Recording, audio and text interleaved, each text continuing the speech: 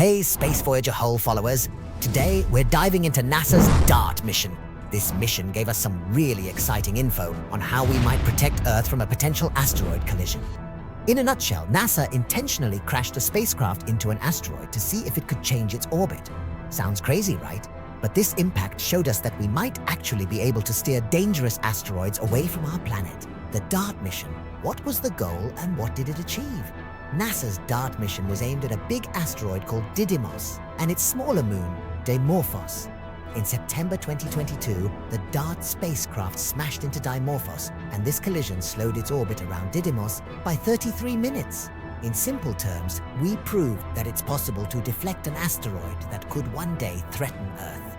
That's a huge win because it's a critical step for future planetary defense.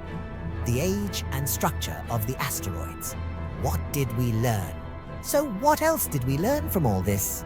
New research revealed that Didymos is about 12.5 million years old, while Dimorphos is much younger, only around 300,000 years old.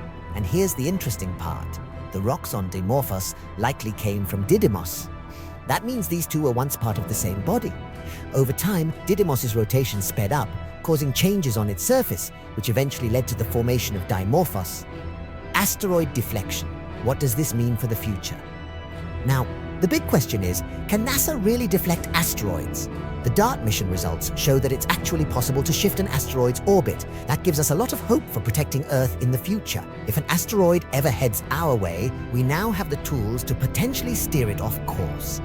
These findings set a strong foundation for future planetary defense strategies. This test is a huge step toward preparing for any threats Earth might face in the future. Stay tuned, Space Voyager Hole followers. We'll keep exploring the mysteries of space together.